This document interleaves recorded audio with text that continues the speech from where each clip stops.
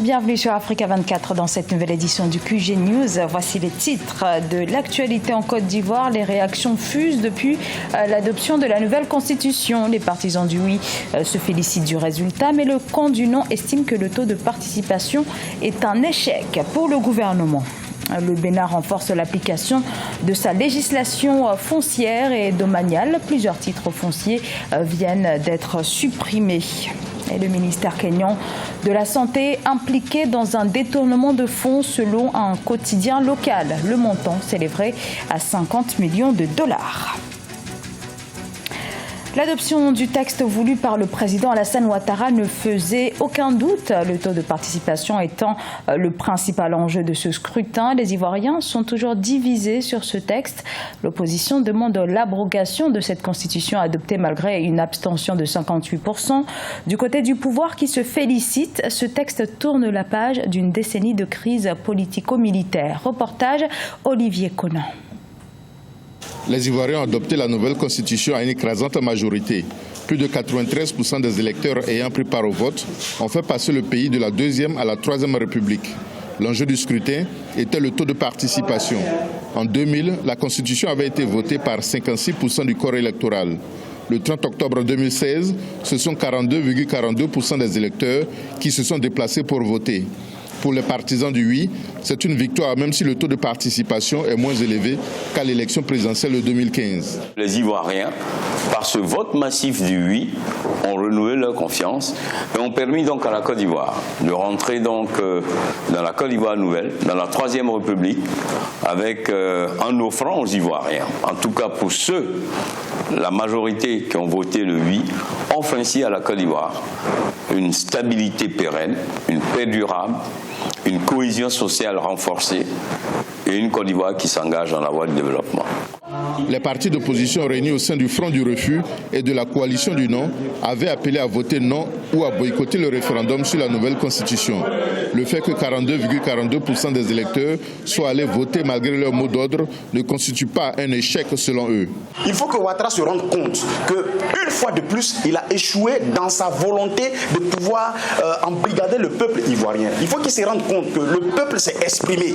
Parce que si on se rend compte que cette constitution a été votée à moins de 50%, on doit se poser des questions. L'opposition aussi est prête pour pouvoir amener, en tout cas tout le peuple ivoirien, à pouvoir prendre position face à cette nouvelle constitution. La constitution de la 3e République modifie profondément l'architecture institutionnelle du pays. Un poste de vice-président est créé en plus du maintien du poste de Premier ministre. Le Parlement est désormais composé de 2 chambres. À côté de l'Assemblée nationale, il est créé un Sénat dont le président de la République nomme un tiers des membres. Au Bénin, le gouvernement a procédé fin octobre 2016 à l'annulation de ventes effectuées sur certains titres fonciers de l'État. Ces ventes seraient en violation du code foncier, une décision aujourd'hui dénoncée par les acquéreurs. Reportage Lefti Ounou, commenté par Siam Le Victoria Sedji. La remise en cause par le gouvernement béninois des ventes effectuées sur le domaine immobilier de l'État continue de susciter de vives réactions. L'exécutif dénonce des transactions irrégulières effectuées par l'ancien régime politique sur 4 titres fonciers de l'État. C'est la raison pour laquelle il a prononcé la nullité des ventes à l'issue du Conseil des ministres du mercredi 19 octobre 2016 en référence au code foncier et domanial du 14 août 2013. Si, à partir du 14 août 2013, on a cédé des terrains à des prix identifiés et fixés en 1964, vous voyez l'écart. Donc, du coup, le nouveau code rendait totalement nul et de nul effet toutes les ventes qui ont été opérées à partir de cette date-là. Ce sont ces ventes-là que l'État a annulées sur la base du code. C'est-à-dire qu'on n'est même pas remonté plus loin pour traiter de long en large toute l'escroquerie qui a été organisée au détriment de l'État. Mais le code de 2013 nous donnait au moins le pouvoir de constater que ce qu'on a fait comme vente, et qui est une toute petite partie du bradage qui a été organisé, au moins ces ventes-là ont été annulées. Les 4 titres fonciers font environ 250 hectares. Les 2 premiers sont respectivement situés au niveau de la plage ouest de Cotonou, au sud du palais de la présidence de la République et à l'ex-champ de tir à Akpakpa. La décision du gouvernement n'est pas du goût de certains acquéreurs. Ils dénoncent une décision non fondée et arbitraire. Tous ceux qui, à l'extérieur, veulent acquérir un terrain, un immeuble, une maison à Koto, quelle est l'assurance, quel est le message qu'on leur envoie? C'est-à-dire que l'État lui-même dit que les titres fonciers ne sont pas sécures et que l'endettement et la garantie qu'il donne à une banque, ce ne sont pas des choses certaines. La décision gouvernementale annule les ventes sur ces différents domaines, les constructions, les permis de construire et autres activités d'exploitation. Il y a plus de 40 opérateurs économiques et promoteurs immobiliers qui sont concernés. L'État leur propose de discuter de la régularisation des transactions qu'ils qualifient d'illicites et frauduleuses, mais certains acquéreurs comptent s'en remettre à la justice. Rappelons que l'État a pris un décret pour refixer les prix de ces domaines, en l'occurrence à Cotonou, où le mètre carré est estimé à 230 000 francs CFA. Le Sénégal se dote d'un nouveau code minier. Il a été entériné fin octobre au Parlement. Tournant ainsi la page à certaines dispositions de l'ancien code de 2003. Alors qu'est-ce qu'il devrait changer avec ce code minier version 2016? Élément de réponse dans ce sujet de Siam Le Victoria Sedji. Le Sénégal s'est doté d'un nouveau code minier depuis le dimanche 29 octobre 2016. Adopté à l'Assemblée nationale, ce code ambitionne d'opérer des réaménagements dans l'ancienne loi de 2003. Avec un secteur minier attractif, les autorités ont estimé qu'il était temps d'ouvrir le cap sur une activité minière qui promeut pour un partenariat gagnant-gagnant entre l'État, les investisseurs et les communautés locales. L'État du Sénégal a voulu aider l'administration minière à mieux faire face aux impératifs, à l'exploitation un peu anarchique du code minier.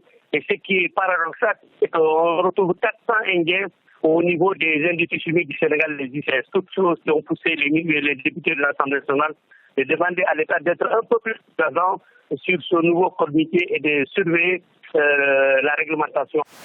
Dans ce nouveau code, l'État souhaite reconsidérer les besoins des communautés locales. À travers cette répartition, 60% des taxes minières reviendront à l'État du Sénégal, 20% à l'administration des mines et 20% aux collectivités locales. Notons que les populations proches des zones d'extraction subissent majoritairement les risques environnementaux liés à l'industrie extractive.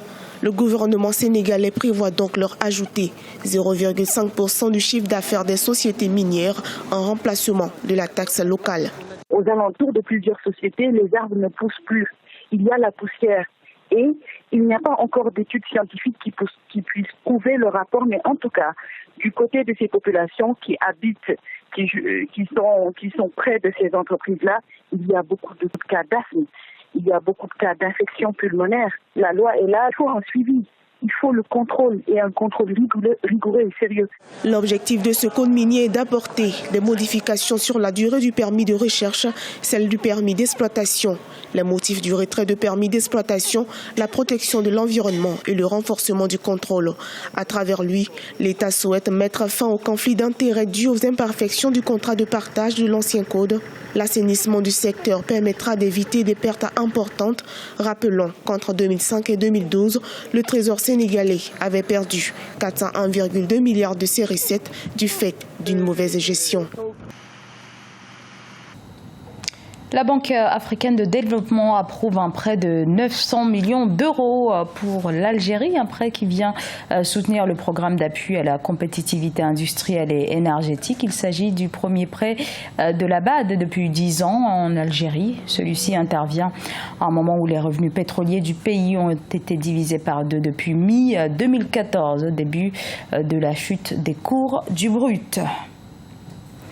Puis ce nouveau scandale de corruption au Kenya. Un quotidien local révèle un présumé détournement de 50 millions de dollars, un fonds destiné à un programme de maternité gratuite. Et dans ce détournement, le ministère kényan de la Santé serait impliqué. Amira Benjabala Jean-Pierre. Nouveau scandale de corruption au Kenya. Les autorités du pays enquêtent sur une présumée fraude de 50 millions de dollars. Les fonds destinés au programme de gratuité des soins dans les maternités auraient été détournés par des personnalités proches du gouvernement. C'est un journal kényan, le Business Daily, qui a révélé l'affaire. Le ministère de la Santé n'a pas tardé à réagir. Le journal privé s'est appuyé sur un rapport d'audit incomplet et a fait croire que le ministère a perdu près de 50 millions de dollars. Le montant exact soumis à l'audit était de 30,1 millions de dollars et non 50 millions comme indiqué dans l'article. Le Kenya est devenu un habitué des scandales de corruption. Leur ampleur est telle que fin 2015, un emprunt sur les marchés obligataires d'un montant de près de 2 milliards d'euros se serait en partie volatilisé. Le président Uhuru Kenyatta a promis de tout mettre en œuvre pour éradiquer ce fléau. Il remet en cause les méthodes des organes publics de surveillance qui freineraient selon lui les efforts du gouvernement pour venir à bout de la corruption. Certains de nos services publics sont en proie au gaspillage et à la corruption. Ce gaspillage menace la productivité que nous avons si péniblement commencé à construire. L'enquête sur ce détournement d'un programme sanitaire est menée par la direction kenyane des enquêtes criminelles, la Commission pour l'éthique et la lutte anticorruption, mais aussi par le Bureau national d'audit de l'État. La présence de ces organes dans le pays semble pourtant ne pas être en mesure de relever les défis imposés par ce fléau. Ce journal a été réalisé par l'ensemble de la rédaction. Nous vous remercions pour votre fidélité. Dans un instant, une nouvelle édition de l'actualité sur Africa 24.